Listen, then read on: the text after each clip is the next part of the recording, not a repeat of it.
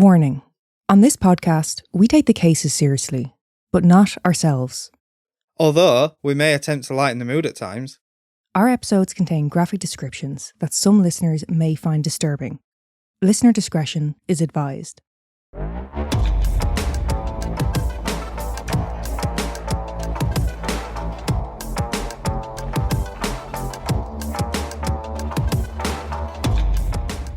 I thought this week I would start the episode Okay. and get my own back on there. Mm-hmm. You mugged me off, making out I don't know fucking Luke Combs and stuff. I thought I was pretty fair to you.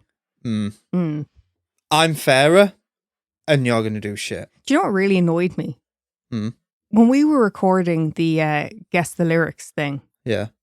you said to me at the end of it, I might have to cut one or two. It's running a bit long. And I went, okay, fine. Yeah, we're getting to like You 20 deliberately minutes. cut my song. He cut my song. Lads, it was Dracula by Rob Zombie. He fucking cut it. He knew what he was doing. I don't Bitter. want the starter to go on for too long. Triggered. People I are- understand. Yeah. People, even though they enjoy us, they're here for the true crime. Yeah, they don't need to be listening to us shout on Yeah. for too long. So, your first song. Mm-hmm. Let's go, champ. This is the one I think you might get. There's only one you think I'll get. Yeah, I don't think Hang you'll on. No. Hang on. Wait a These second. are all your songs. They're all my songs? Yep. Oh, okay. You just think it's going to be hard.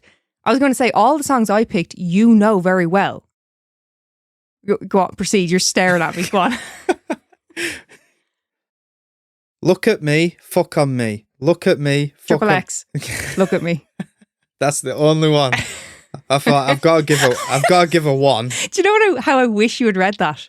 Kath and Kim, look at me. Oh yeah. You in the club just to party. I'm there. I get paid a fee. Cardi B, Bodak Yellow. Fuck off. Yes.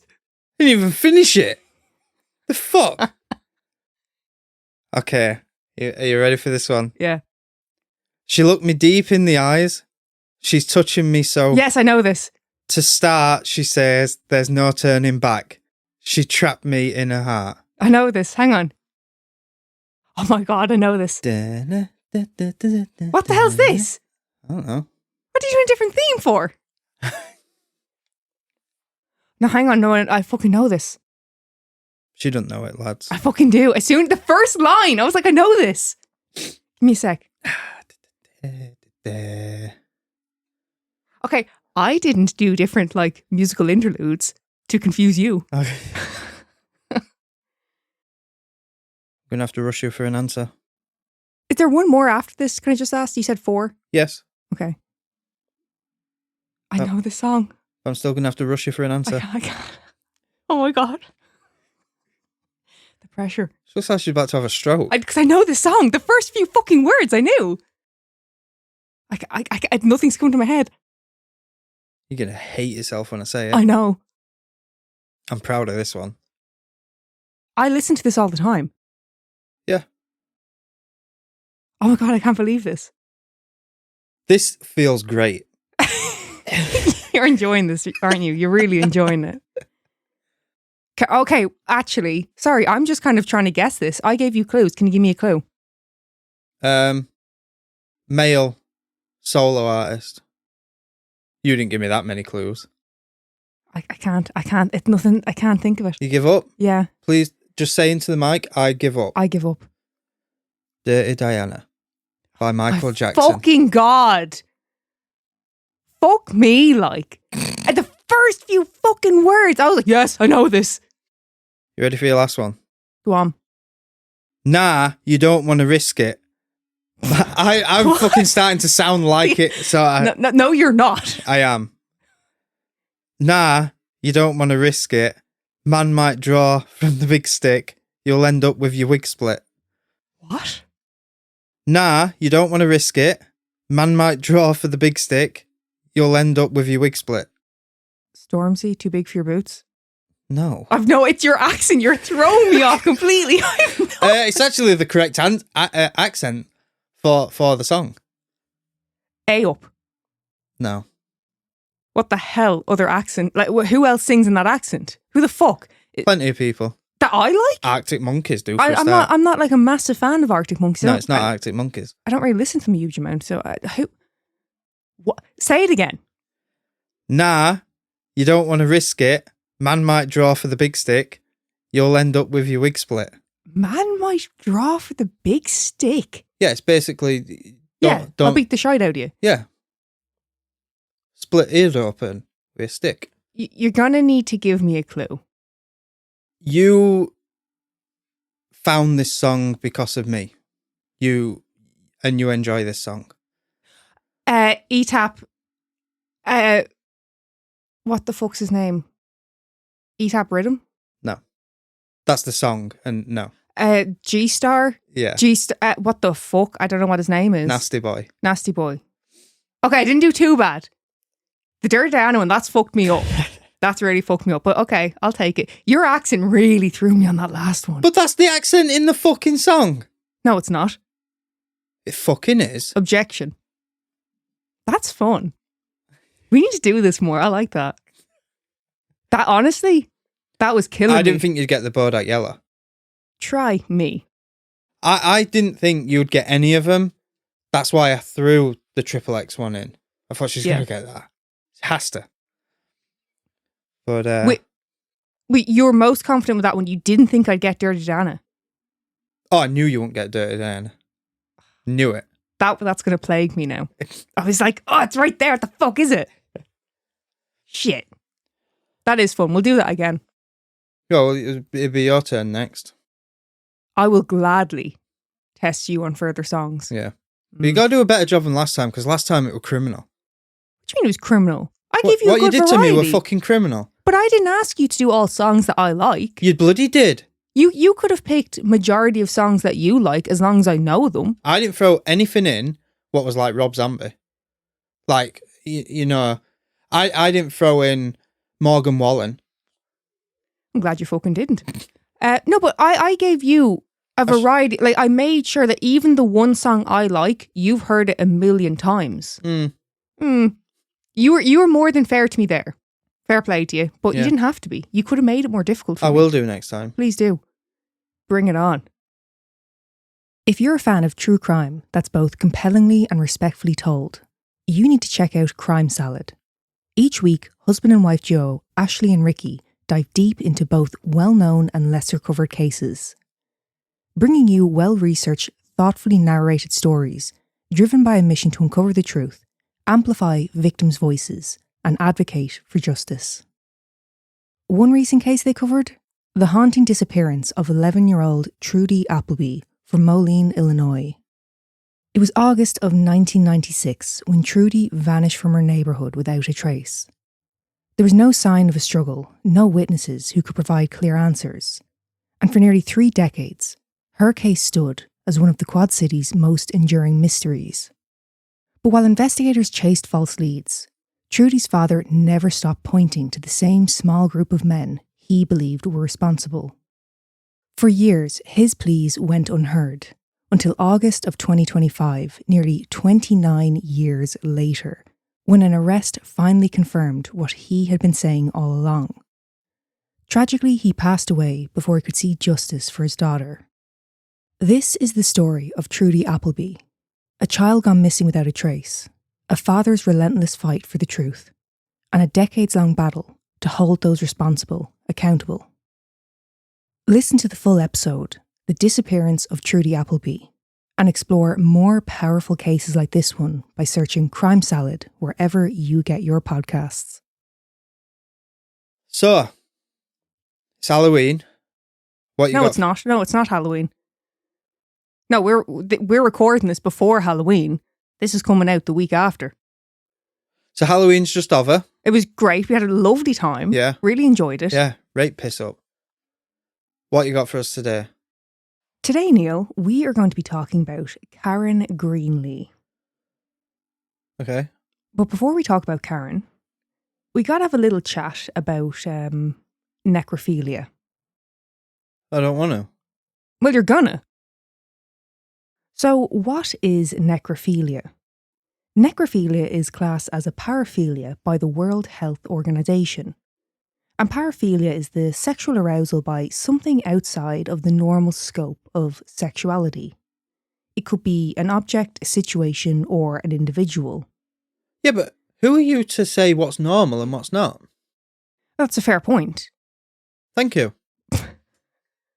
It's basically just outside of, two adults' consensual sex kind of thing. There's some other angle to it. Okay. Essentially, I agree with you. Right. The word normal is a little bit, but... So you saying consensual, okay? Mm-hmm. Hear me out. Well, I'm not... Sorry. Hear me out. I'm not... No, hang on, just before you continue. When I say that, I'm not saying that, some types of paraphilia aren't consensual. Yeah. I'm just saying the word normal is kind of, for lack of a better word. Well, this is what I was going to ask to do with necrophilia. I don't agree with this, but let's say there is a man and a woman together. Mm-hmm. She does a vlog of her saying, when I die, I want him to sleep with my body. And then he goes and does it after she's snuffed it. And the police go to arrest him. It's like, no, you can't be doing that, you dirty bastard. And then he shows them the video. Does he get let out or not? Right. Not exactly what you're saying with taped consent.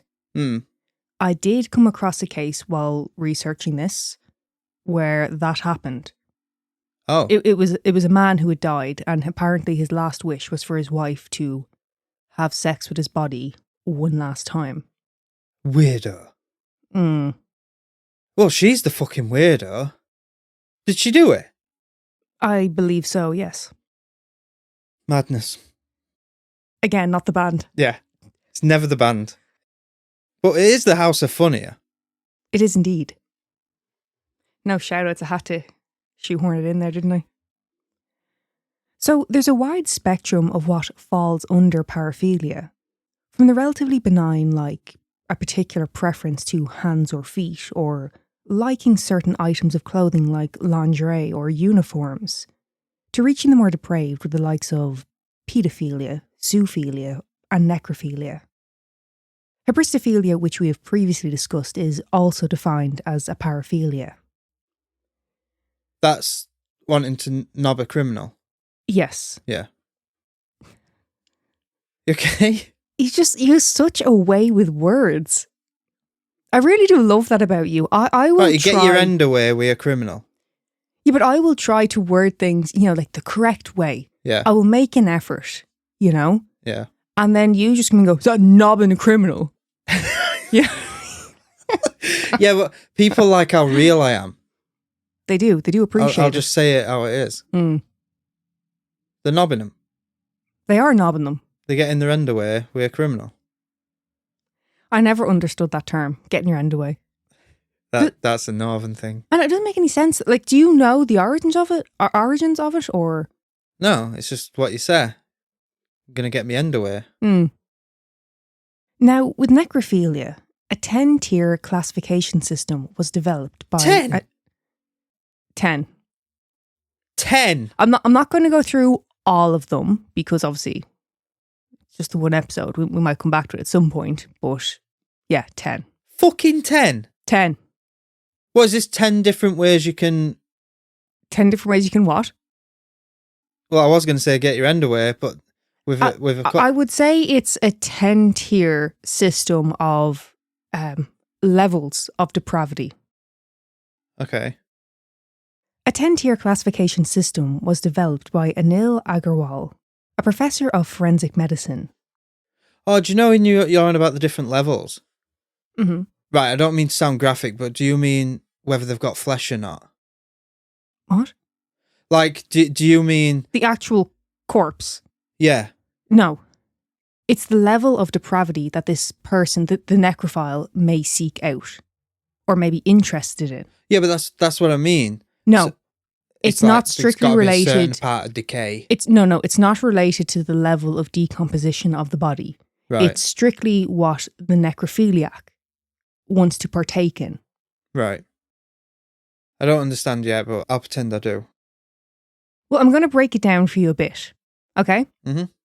With Class 1 describing those who enjoy role-playing this situation with a partner, all the way up to Class 9, necrosadists, who kill for the purpose of engaging in necrophilia, and Class 10, those who have an exclusive interest and cannot perform sexually with a living partner. So do you see what I'm saying? It's kind of someone who likes the idea of it. They don't actually want to do it, but they like the role play aspect. Yeah. And then we're getting up to the big boys. If I got in bed with someone and they went, do us a favour, play dead, I'd be like, fucking what? Not doing all the work. Basically, what we're looking at here is it's kind of a Russian doll situation. It's a subset within a subset within, you know. So let's take a look at a few cases of necrophilia. Probably two of the most well-publicised cases of necrophilia are, yes, Ted Bundy and... No idea. Jeffrey Dahmer. Oh, yeah. But two cases which we have previously talked about are Richard Chase and Ed Gein. Now, with Ed, I know you're going to react, and I'm on the same page as you, believe me. I never thought of Ed Gein. You know, I never thought the title of necrophiliac was an accurate one for him. And like I said, I know, Neil, you agree. With Ed, it always seemed a case of wanting to be rather than wanting to abuse or sexually abuse. If you know what I mean. You know, he didn't enjoy murder. He didn't like the smell of decomposition. It seems he viewed it as, I have to go through this to get what I want, which was the human remains. Yeah, it's like I said, you said it were a bit tactless of the way I said it, but essentially it's what it is. It was stock. He was trying to get stock. I mean, I can't remember exactly what I said, but I believe when we covered it a while ago, I mean, again, for lack of better wording, it's the material he was using in his mind. Yeah. You know. Stock. Not trying to justify it or downplay it, but in his mind, what he was creating. Yeah. You know. So let's forget about our personal opinions for a second and just look at the acts themselves. Although he didn't engage in intercourse, if Ed did find any of the acts sexually arousing, he could be in Class 4, which is tactile necrophiliacs, meaning he derived pleasure from touching a corpse. Yeah. So you see what I mean? There's a bit of room there when you're looking at like the 10-tier system. Yeah. He could be classified. Yeah. Or possibly Class 6. Again, although he never engaged in intercourse, if Ed did masturbate while mutilating these bodies, then he would be categorised as a necromutilomaniac. Right. So, I'm not saying this is the case. I'm just putting forth the possibility. And, you know, I don't want to be so rigid in my opinion that I can't possibly consider the alternatives. Again, I don't think it's the right title for him, but with this system, there is the argument for it. Yeah. If you want to hear our take on the Ed Gein series, we covered it on Patreon, but you can also get it from the Patreon shop as a one-off payment, because some people seem to be interested in our opinion.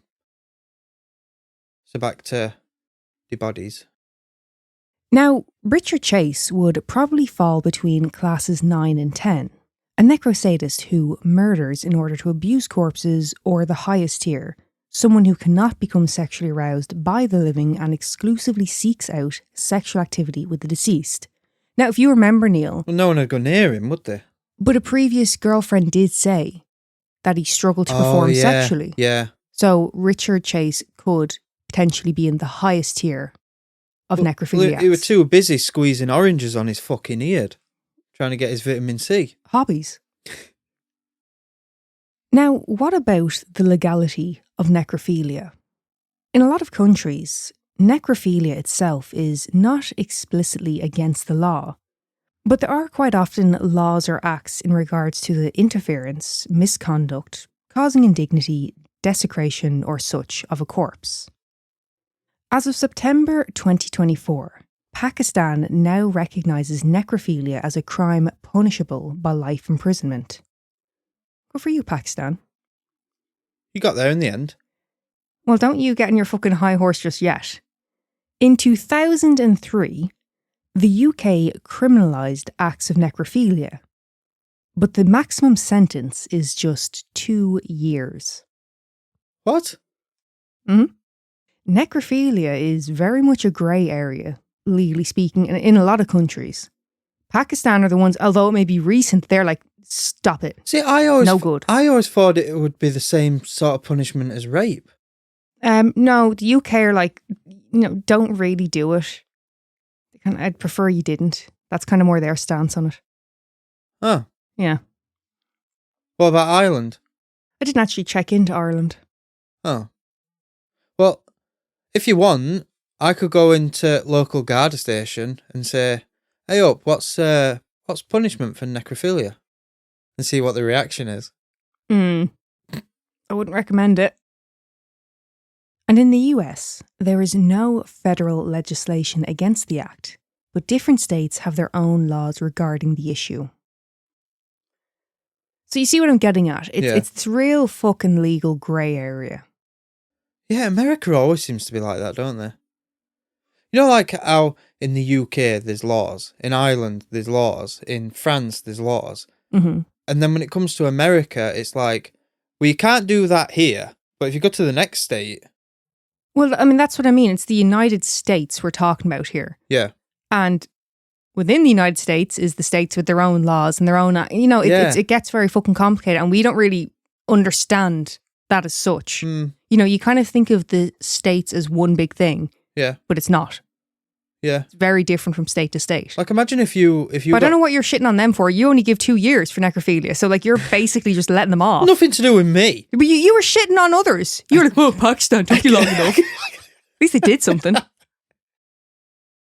So, with a little bit of insight into what exactly necrophilia is and the legality surrounding it, let's talk about Karen Greenlee. Karen Greenlee was a young woman who, in the late 70s, worked as an apprentice embalmer at the Memorial Lawns Mortuary in Sacramento. Karen's story was the subject of much media attention, not just for the obvious reasons of necrophilia, or the horrifying reality that, because of her position, she had easy access to the bodies, but also because she was a woman. Well, that's got nothing to do with it. What do you mean it's got nothing to do with it? Shagging corpses, doesn't matter what sex you are. No, I'm not saying that. I'm saying that it's a lower rate of women compared to men. Oh, yeah. It's the shock value of this, like, pretty young woman doing this horrifying, morbid, grotesque act. You know what I mean? That the media were fucking drawn in. Yeah.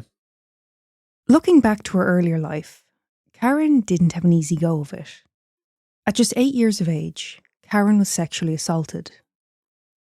By the age of 11, she began exhibiting some behavioural differences, both emotionally and mentally, according to her mother. And not long before her 13th birthday, Karen was diagnosed with schizophrenia. She was said to have been, quote, living in a fantasy world. She was later admitted to the Napa State Hospital, where she would spend nearly 2 years in treatment. At the age of 14, while still in treatment, Karen was sexually assaulted again by a teacher. Fucking hell. Her father said, quote, she seemed to become a different person after that. She kept it to herself, and it grew on her. So we can see how, given her experience of abuse in a sexual manner, particularly at a young age, may have warped her view on sex and her own sexuality. And as some necrophiliacs do, sought sexual gratification where they are completely in control of the situation. After being discharged from the hospital, her mother said that Karen struggled to reintegrate. And so she lived with a psychologist who became a temporary foster parent for a few months.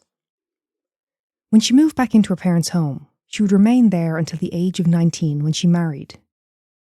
But the marriage was short-lived, and Karen separated from her husband after just 6 months and moved back in with her parents. Marriage. It's overrated, isn't it? Especially at 19. Yeah. By this stage of her life, her mother said that her struggles with mental health had, quote, somewhat subsided, and that she seemed happy as she started her career as an apprentice embalmer at a mortuary in North Sacramento. Her mother also noted that, Karen had never shown any particular morbid interest in death in her youth. I don't want to sound ignorant, but how did someone with schizophrenia get a job balming people? Well, as we'll later find out, there wasn't adequate checks done.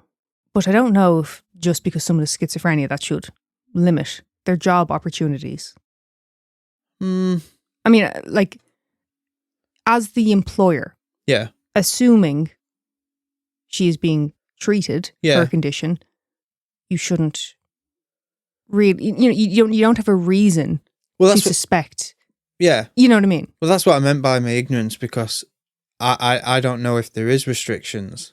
Also, I'm not going to say like, because she's a woman, but let's be realistic. The majority of people are going to be quicker to suspect a guy than they are a woman of this. They just are. Oh, you yeah, know? there's of this, but you could be like taking selfies with the corpses and stuff. By the age of 21, Karen was working at the Memorial Lawns Mortuary in Sacramento, California as an apprentice embalmer. She lived in an apartment above the mortuary, which gave her access to the bodies at night. On the 10th of December 1979, a 33-year-old man by the name of John McCure passed away. His death was the result of mixing his prescription pills with alcohol. In the mid-70s, John was incarcerated after being convicted of arson. Following his release, he spent the last 11 months of his life living with his mother. The night of his death, John had been upset and drinking after he found out that his girlfriend had been seeing someone else. Because of his You okay? Yeah, I'm just tutting. Tutting at what? Playing away. This is the second time you've took issue with a woman cheating, but not a man. No, anyone who cheats. Fritz, you didn't seem to have that much of an issue with. I think you justified it as saying, yeah, but they were volatile, weren't they? Because of his irritable state, he and his mother, Marion, had gotten into a fight. She left the house and told him to sleep it off. By the time she'd arrived home, her son had died. John's body arrived at the Memorial Lawns Mortuary, where Karen started to form an attachment to him. John was to be buried on the 17th of December 1979. On the day of his funeral, Karen was driving the 1975 Cadillac hearse, which contained his body. As she approaches the location of what should have been John's burial, Karen decides not to. Not to what? Not to bring the body to his funeral. You can't do that. Well, Karen couldn't bear the thought of his body being buried, so she takes off in the hearse with John's body. Please tell me this goes to a police chase. No. Oh. Karen, along with the hearse and the body, wouldn't be found until 2 days later and about 2 hours away in the foothills of Sierra County. Fucking hell. She was undressed and laid in the back of the hearse next to the open casket. She had attempted suicide by overdosing on Tylenol and codeine. She had also left a 4.5-page letter dated the 18th of November. I couldn't be arsed reading that.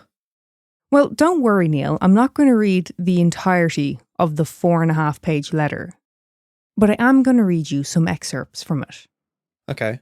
Within this letter, she wrote, quote, I either have to accept the fact that I'm a necrophiliac and adjust to it, I know I can, or get the Sam Hill out of here and never set eyes on another mortuary, and somehow, somewhere, build a new life for myself. Who the fuck's Sam Hill? That's like an expression. Like, get the hell out of here. Is it? I always thought it was Sam Hell. Apparently it's Sam Hill. But, you know, you learn something new every day. Never heard of it. Is that a Yankee thing? I think so, yeah. She also mentions that she had previously called social services because she, quote, wanted help, but not to be locked up. Quote, they ask a lot of irrelevant questions. Where do you work? Your name? Well, folks, I'm crazy, but I'm not stupid. I hung up on them. Maybe I hung up on myself. I don't know. Another section reads, quote, I went down the squeaky stairs too, redacted. Well, I checked out his stomach. He turned me on. I kissed him on his mouth. I felt a big rush of emotion. Pain, loneliness, guilty, fear, and also comfort. I wonder if the before, knotted stomach, climbing the walls, or the after, guilt, tiredness, irritable, is worth the during, emotional and sexual gratification. I'm in a dark prison all alone. Please wake me up. I'm only a child. I want to live and be a normal girl to a woman. I've written this from what's left of my broken heart. If you read this, please don't hate me. I was once like you. I laugh, I loved, but something went wrong. I wish Renee would come back. She was a nice child. She knew no necrophilia. Now, Renee was a childhood name, apparently, just in case you're like, who the fuck's your name? Oh, I was about to ask. Why do I do it? Why? Why? Fear of love, relationships. No romance ever hurt like this. It's the pits. I'm a morgue rat. This is my rat hole, perhaps my grave. So, given that she had dated the letter a month previous to the discovery of her necrophilia, it would appear that Karen had been wrestling with her own emotions towards her desires for at least a month or so. Yeah. Probably since she started. Hmm. Karen would later admit that she could not achieve sexual satisfaction through sexual contact with a living person. And in her short career as an embalmer, she had abused between 20 to 40 bodies, which she did in the embalmer's room among other locations of the mortuary. Oh, so she was cheating on your man? No, because I thought, no, you're laughing, but I thought she had a connection with this other corpse. Mm-hmm. But it's just anybody. Literally. This is, again, lads, in no way trying to downplay the severity here. But when Karen kind of, the whole notion of I couldn't bear to see him go. I'd formed, not that it's right, but in her mind, if she'd formed a bond, yeah, you could have some level of compassion for their mental illness and what's going on. Yeah. But if you're abusing up to 40 corpses, you're just getting your underwear. This is a sexual thing. This is just for your sexual gratification. Yeah. What the fuck are you doing? I don't want to sound disgusting, but she's just getting her underwear. Getting her underwear. Now, what Karen did, there wasn't a law against the act itself. So, what were they to charge her with? Theft of a body. Well, like we had previously discussed, necrophilia is one of those kind of, we didn't even think we needed a law against it kind of things, In March of 1980, Karen pleaded guilty to interfering with a burial and theft of a hearse. Oh. I'm actually a bit pissed off at that. I don't blame you. You're about to get more pissed off. For her crimes, Karen spent 11 days in jail, was fined $255, and was placed on a 2-year probation with a recommendation that she seek treatment. Days? She did days? 11 days. They really don't take it seriously, do they? No. More so now, because bear in mind, this was the late 70s when it happened. So, there are some more laws and acts in place. But overall, it is just kind of seen as a grey area. So can I make a guess? You can. She reoffends. And I'll tell you for why. If I enjoyed doing it and that's all I got, I'd do it again. Because if you think about the way she was talking in a suicide note, she can't help. She has to do this. She will live her life around it. Yeah, it's an impulsion kind of thing. She's going to do it again. Well, in 1982, Karen was back in court. There we go. Marion Gonzalez, John's mother, sued both Karen and the Memorial Lawns mortuary. She was seeking compensation and punitive damages to the value of between $1 and $1.5 million due to emotional damage. Some thought this was an incredibly high amount of money to be seeking. But what price do you put on something like this? Especially as Karen had chosen to do this on the day of his funeral. It just makes her actions more detestable and, arguably, did cause a greater deal of suffering to the family. Yeah. It's bad enough that her son had died, but Karen took away her chance to say goodbye. Could you imagine? So, one of the hardest days a mother can live is burying their own child. Mm-hmm. And then you got this.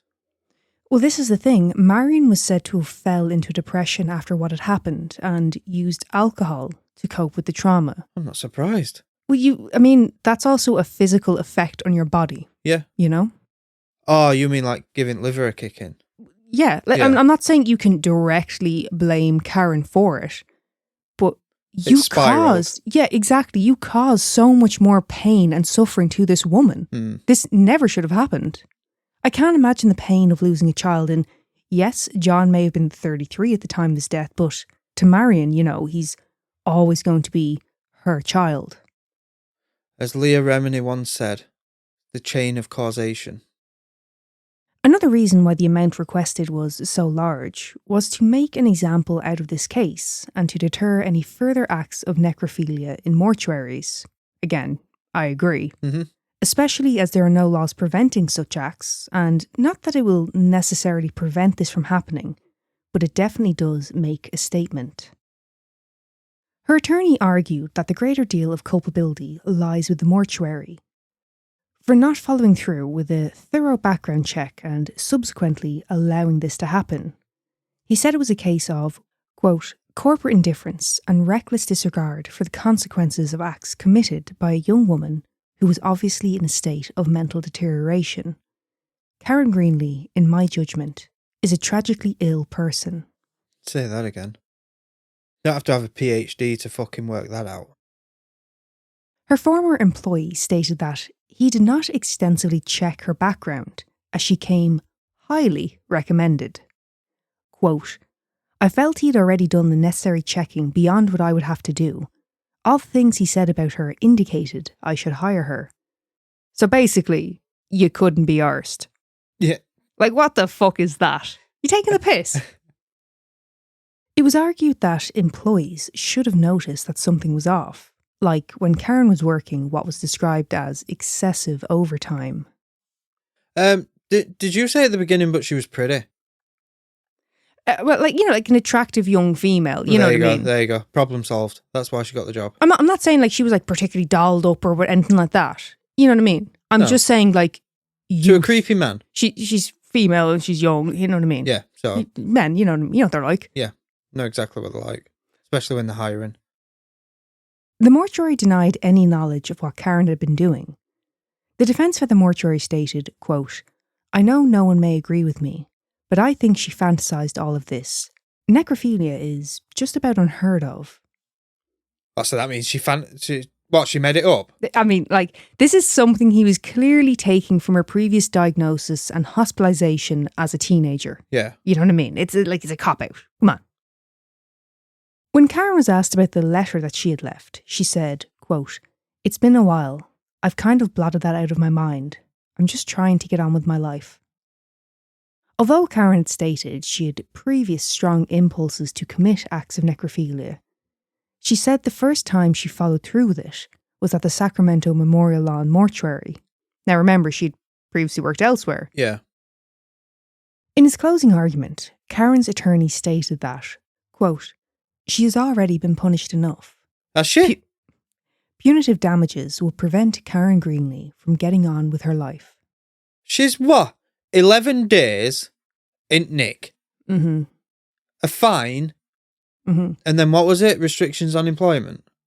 No, recommendation to seek treatment. Recommendation. Mm-hmm. She's been through enough. Look, I understand the point he's making in terms of like trial by media. I do get that. But even if I want to see Karen's side of it and I want to have some level of compassion in terms of this is a young person who probably doesn't have a lot of money, trying to get more money, it's not really going to do anything, it's only going to hindrance her from getting on with her life. What the fuck's that got to do with John's mother? Well, this is what I mean? This is what I was just about to say. Been through enough. You imagine stood, patiently waiting, bawling your eyes out at what's going to be your son's grave, seeing the hearse start pulling up and then fuck off. Do a Yui. Yeah. Yeah. Well, where the fuck are they going? Yeah. Exactly. In the end, Marion was awarded $142,500. So I pay for Ed's doing.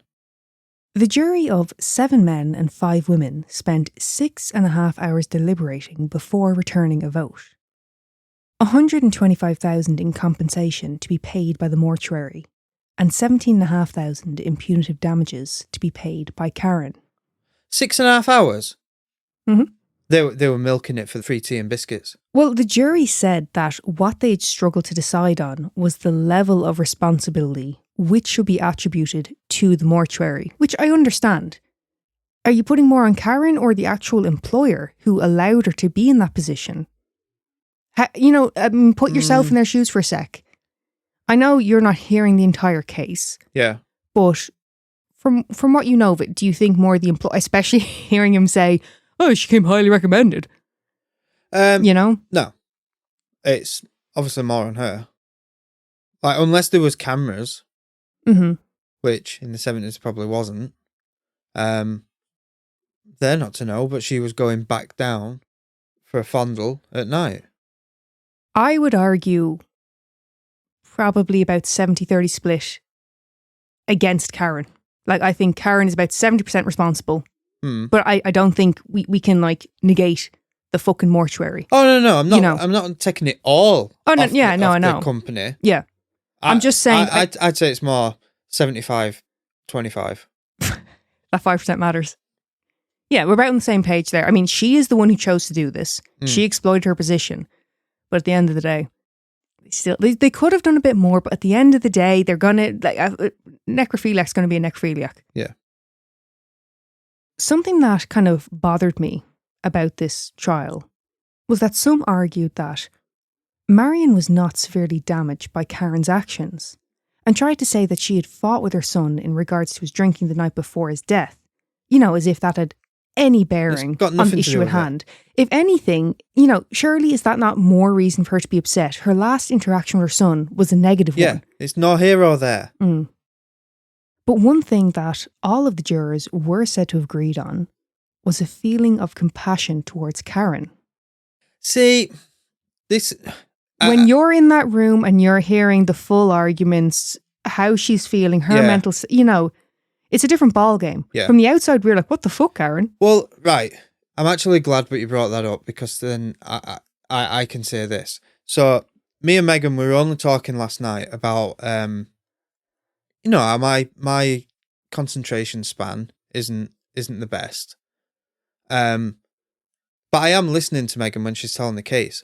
For some reason, it sinks in more when I'm doing the editing. Always does. Mm-hmm. And when we covered the murder of Doreen Herbert, obviously it's a brutal case, and I was listening, but after editing, and I'm hearing it all again, and I'm hearing it over and over again, and I just turned to Megan and I went, I actually feel a bit sorry for Michael. Like, if you actually think about it, his son died. He obviously was hit with depression, but then his life was just falling apart for 4 years. Imagine if he had no one with him for 4 years. I'm not, like, again, I said to you, I'm not condoning what he did. So, yeah, if I was in the jury, I'd probably be not a sucker, but I'd be more compassionate than I would out of the courtroom. Yeah, no, I do agree with you. I take your point on the Doreen Herbert case. With Michael, there is a level of compassion for someone struggling with their mental health. And I do wish we had talked about it a little bit more in the episode. It's a very fair point. And yeah, it's the same thing here with Karen. Well, not exactly the same, but she'd been through it. She'd been through it. She had. She had not had an easy life. Her parents were said to have been great to her and very supportive, but there was a few incredibly traumatic events in her life. Yeah. And then, of course, with her mental health, with the, schizophrenia diagnosis, that's something she's got to contend with. Outside of the court, her father stated, quote, "She is a human being, a lovable little girl, and her parents do care. I want to protect her." And again, feeding back into it. To them, that's their little girl. Yeah. You know? Now, in a plot twist, Marion's attorney later offered to represent Karen against the insurance company who refused the judge's $75,000 out-of-court settlement, which would have saved both Karen and Marion from having to go to trial. Oh, shit. Yeah, just an interesting little thing to throw in there. You don't really hear of that, do you? Why didn't they accept that? Yeah. You know, again, regardless of your opinions of Karen and what she's done and whether you have any compassion or you think absolutely fucking not, why have you done that to John's mother? Obviously. Why have you More made her go money. through trial? What? More money. No, it's the insurance company that didn't want to pay out. Oh, okay. You're turning on Marion there. Okay. Now, quick note before we finish up with the trial details. During jury selection, the judge stated, quote, "This case will involve acts that are repulsive or revulsive or even grotesque." After the jury had been selected, they of course need to choose a foreman of the jury. And no one seemed keen to take on the task, so a 19-year-old named Gary Schleppe stepped up. It was his first time serving on a jury, and what a fucking case to get. Yeah. He would later say, quote, "This was all very interesting. What's funny is that I got to sit on the jury at all. I was really shocked when the attorney let me stay.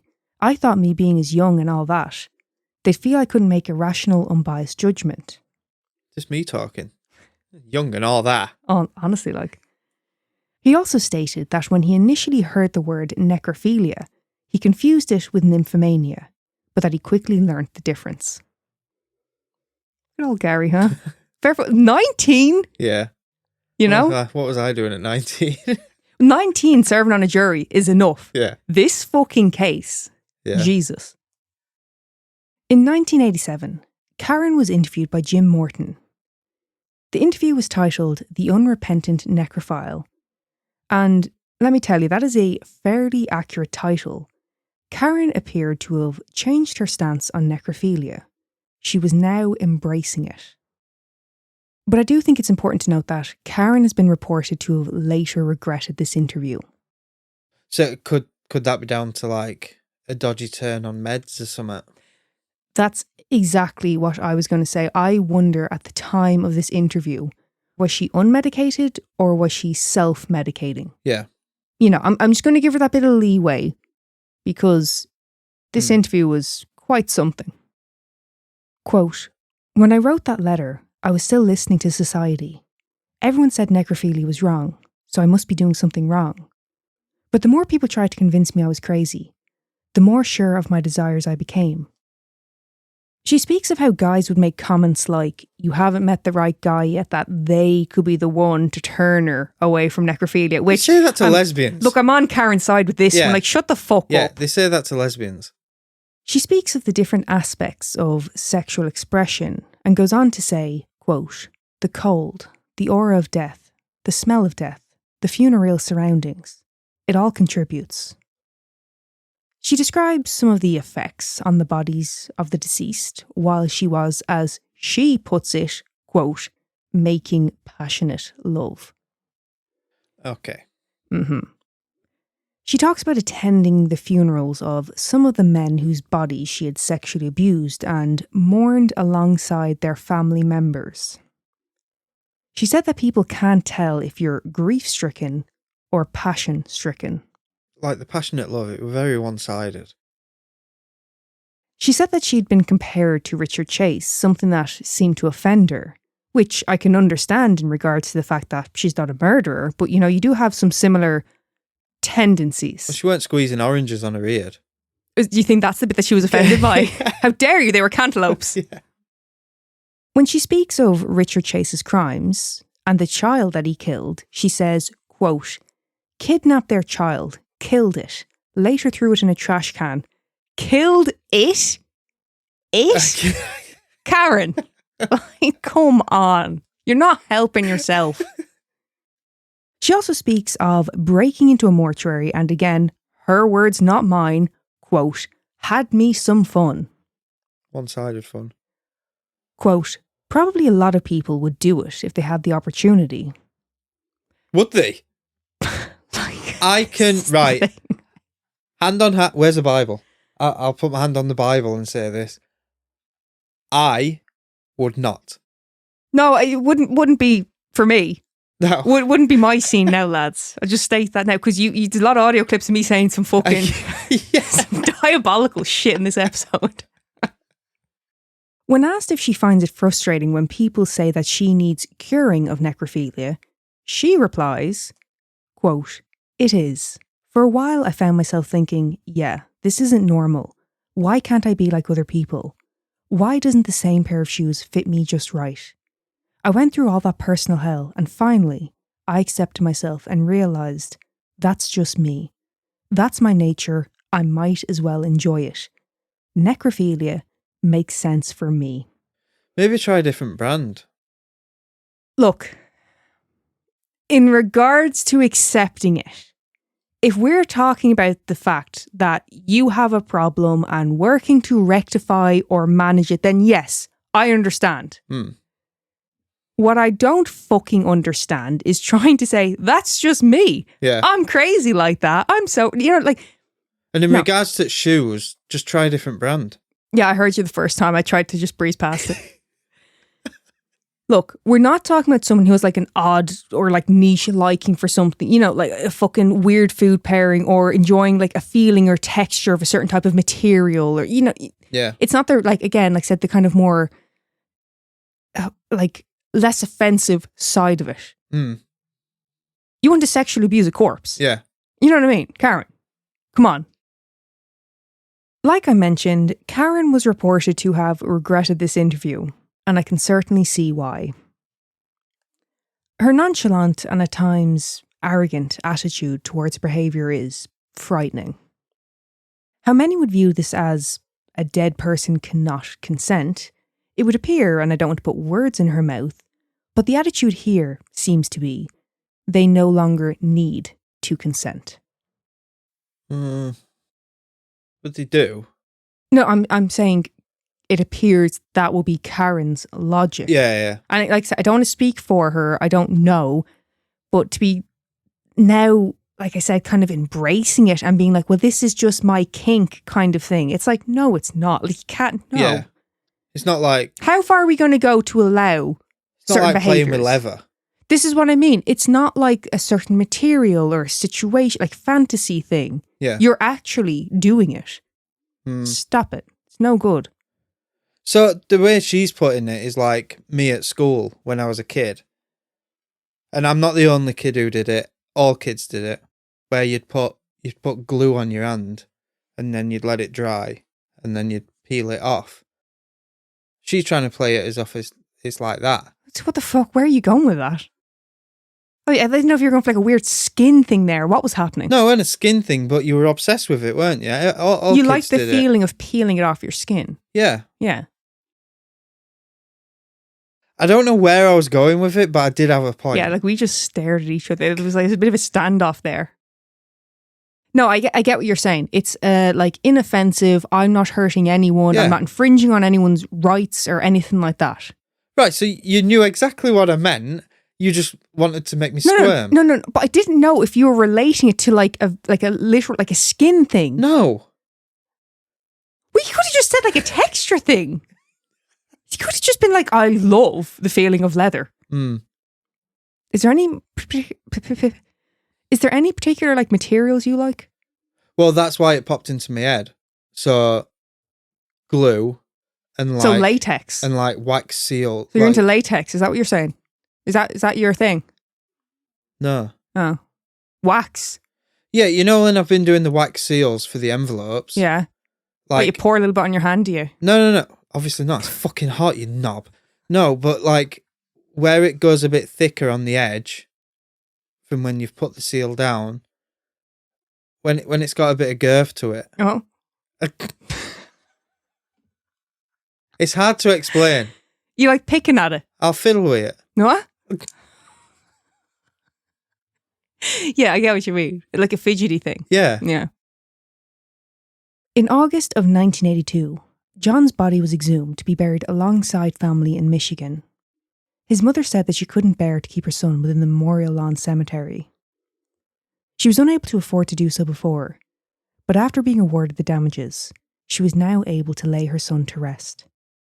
Karen would later claim that she sat in a field nearby, watching the exhumation. Okay, that's a bit fucking weird.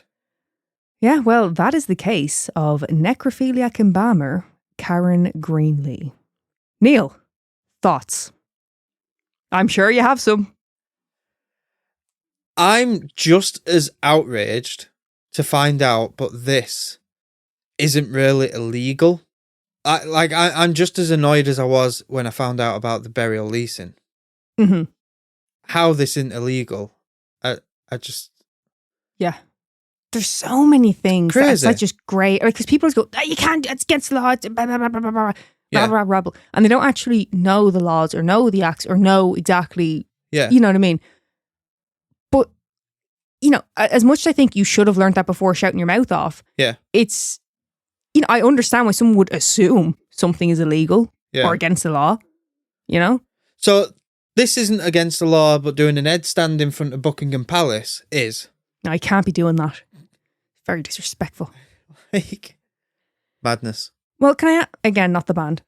Can I ask, did you enjoy the little bit of look into necrophilia? Do you like when we do an episode that's like kind of...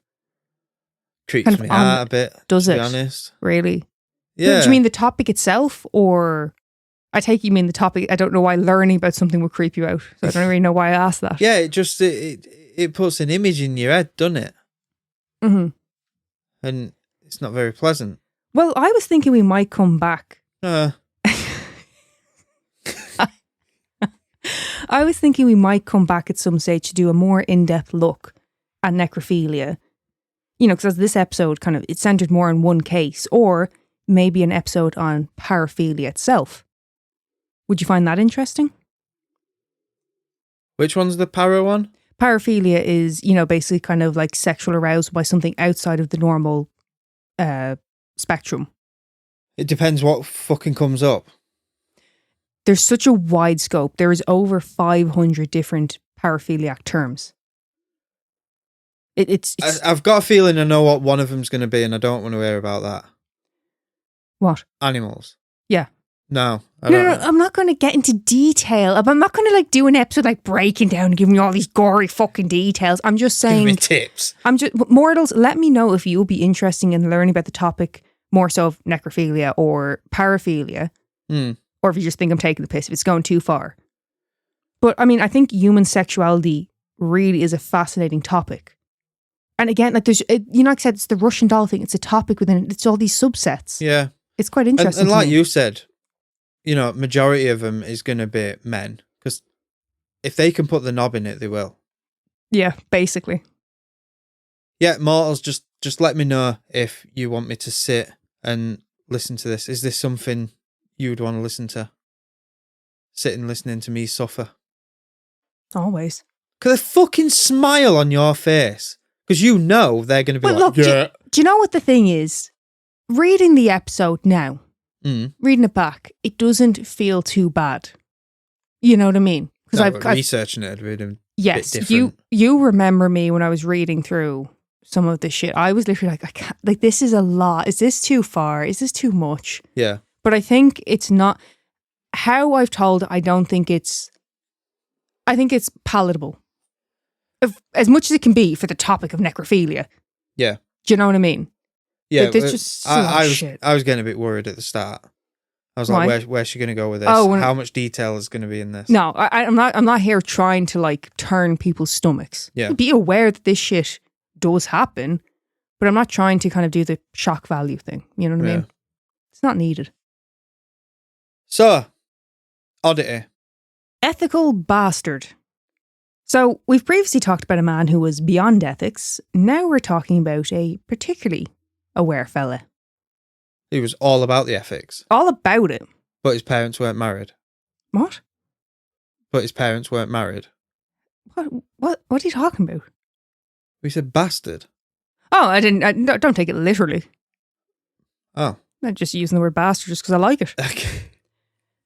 On Saturday, the 16th of January 2021, in Beaverton, Oregon, a woman enters the basic meats market just before 9 a.m. As she was only picking up a couple of items and was parked just 15 feet away with the car in view from within the shop, she leaves the car unlocked and the engine running. A few minutes into her shop, she notices someone driving away in her SUV. Serves you right. Well, she begins to panic because not only has her car been stolen, but her 4-year-old child was sitting in the back seat. Okay, now it's a bit bad. Now, luckily for this woman, the thief was, like I said, an ethical bastard, at least to some degree, and drove back to return the child to his mother. What? And just said, but I'm still taking your car. Oh yeah, he then takes off again in her car, but not before giving this woman a piece of his mind. He berates the woman for leaving her kid in the car and lectures her on the dangers of leaving a child unattended, and even threatened to report her to the police. That's the sort of thing I could see me doing. I'd go to nick a car. Yeah, I could see that happening. Well, I was going to ask you, what are your opinions on leaving your kid in the car? Because when I was a kid, like, not that my parents did it all the time, but it was fairly normal. How old was the kid? 4. Ooh. Nah, a bit too young. Double it. Yeah. I can't remember. I'm not going to say I was 4, but I do remember being in the car when, my parents ran to the petrol station or quickly ran to the shop. I didn't want to go in. It was fairly normal. Yeah. But having said that, only the other day, we stopped at the petrol station and I noticed this woman struggling, carrying the baby, the carrier thing. It wasn't like the car seat, but like, I'm getting it. Yeah. And she was like struggling, carrying it, trying to go into the fucking petrol station and back out. And I straight away immediately thought of that, like, she knows. She's not leaving her fucking kid. She's not risking it, even for 2 seconds. Yeah. Well, yeah, actually. Why are you so lenient with a child? No, I wouldn't do this. Oh. I'm just saying, a lot of people, at least in our age group, okay, it was normal. I personally wouldn't. Yeah, I was about to come at you, but fine. About to come at you hard. No, I was going to be like, no, hang on, why are you being lenient with this? But you see a dog sat outside a supermarket and you fucking lose the plot. Shit. Yeah, I don't like that at all. Guarantee your parents left you in the car. Yeah. Didn't even crack a window, did they? Luckily, the child was unharmed, and the mother would later say of the incident, quote, "As moms, we get really busy. And we think we're just running in for a second. This is just a perfect example of letting our guards down and how terribly it could have ended. This is just a cop-out. So I'm just thankful that he's okay. It was so stupid, and I'll never do it again. But it's a split-second decision that could just change everything." It's a fucking cop-out, is what it is. What do you mean it's a cop-out? Us women, as mothers... But she's admitting she did wrong. Busy lifestyle. No, but she's being realistic. You do that. You kind of go, I'll just quickly do it. It's going to be fine. I'll quickly, it's always that, isn't it? Stupid quickly twat. do this. No, because in your mind, I'm going to quickly do this, but you're not thinking about how quickly the child abductor can also get to your child. No, I am. Of course I am. I don't. If we had a fucking kid, you would be leaving them in the car all the time. And I fucking know you would. You're full of shit. Nah, I wouldn't. I absolutely would not. Nah. I wouldn't even leave Norman in the car. I would fight you if you did. The vehicle was found a few hours later in Portland, but there was no signs of the child advocating thief. Now, I'm glad she learned a lesson from this, but it's one thing to leave your kid in the car. It's another to leave the fucking keys in the ignition. Yeah, engine were running. That's the bit where I'm really like, what the fuck are you doing? Stupid twat. Now. You want my thoughts? Please. Man's a hero. Man's a hero? Yeah. No, I mean, fair play to him. I mean, a car's a car. It's upsetting when something like that happens to you. Yeah. But at the end of the day, it's an object. Yeah. I love that he fucking braided her and threatened to call the police. Yeah. Please, if you're listening, get in touch with us. I'd love to talk to the guy. So that's your stance anyway. You would not leave a child in the car. No. And until they're 8. Why 8? Why are you so like? I think at 8, you know. Why not 10? Well, you can do it 10. I'm saying at the earliest 8. Why at the earliest 8? Why not the earliest 10? At 8, you can just chuck a tablet at them and go, watch SpongeBob. What you say? Hang on. You don't think 4-year-olds are sat there with tablets now? Yeah, but they also piss and shit on themselves, don't they? 4-year-olds. Oh no, 4-year-olds. Not, I mean, like, I'm sure 4-year-olds still have accidents, but generally speaking, they're fucking toilet trained by 4. Yeah, but they've got no awareness. Think of you at 8. Did you have any awareness? I had more than I did at 4. Did you? Could you imagine if you had a tablet at that age? I probably still wouldn't know how to speak. No.